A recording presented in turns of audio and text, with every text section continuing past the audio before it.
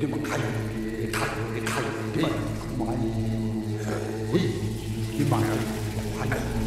student researchers at the Burke and as Pacific Islanders from a variety of islands, we would like to teach about some connections between objects at the Burke that are featured in Moana and the living cultures they are still relevant to.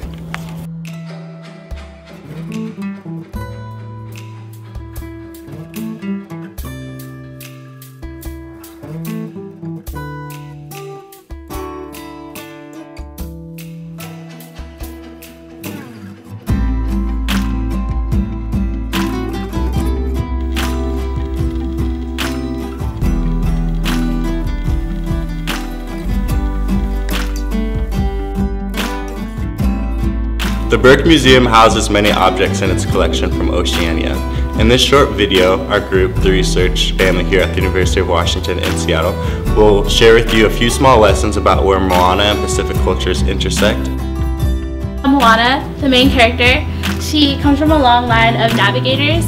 The one thing about navigating in the Polynesian culture, some of the islands have lost that art of navigating. So they took their time and learned it from this master navigator from a small outer island of Satawal in Micronesia. His name is Papa Mau or Mau Piailug. With his help, they learned how to navigate the ocean, to voyage by looking at the stars, looking at the weather, and even using the sounds and waves that the ocean has. Something that the movie did well, they really talked a lot about voyaging, and with voyaging, it's definitely a commonality between all the islands in the whole Pacific Ocean.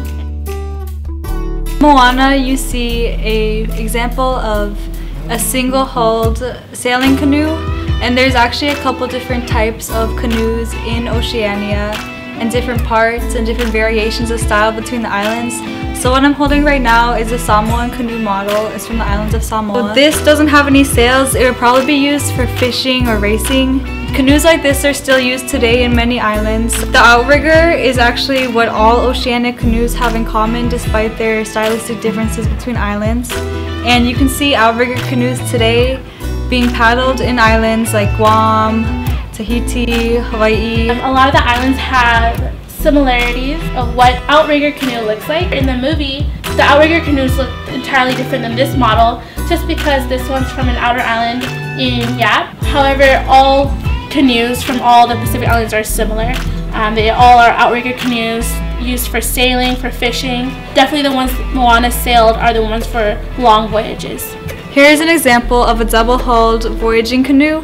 Voyaging canoes are only used by islands that have a lot of distance from main parts of Polynesia. For the double-hulled canoes, today you can see the restoration in islands like Hawaii, Tahiti, and Samoa, where we're revitalizing our ancient voyaging traditions.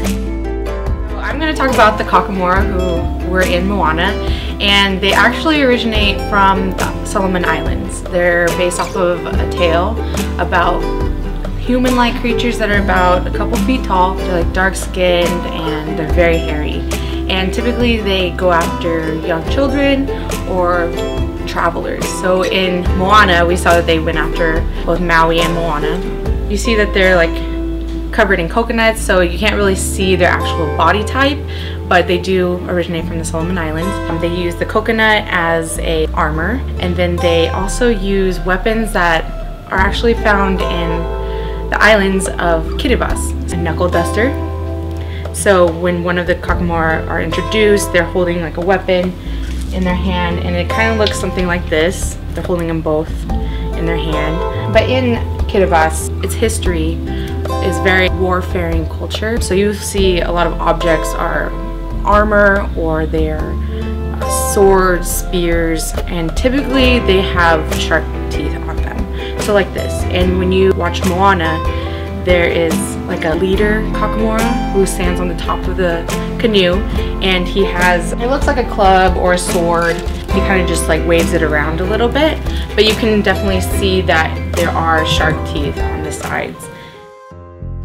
The kuinga, it's a ceremonial headdress from Samoa. Wearing the kuinga is a privilege only given to those of certain status and rank in your family. Back in the day, the kuinga was worn by the high chiefs when Samoans went to war.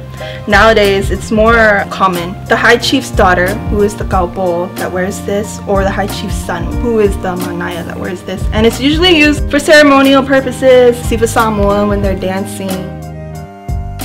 Moana, you seen her wear a red kuinga while she was walking with her father. It represents honor. It represents pride in your people. It represents status. Being the princess of that movie, it was just a representation of our people. Just to get our names out there and our culture out there, and the message behind it was absolutely amazing. Many of us students at the University of Washington have heritages from these islands as well as others, and we are still very connected to and rooted in our cultures. Being at the Burke, I learned that owning your own education, you can learn a lot about yourself. I learned to be a lot more rooted to my own culture. It means a lot because we get to take ownership of our heritage, our culture, our futures based off the objects that have been brought to the Burke.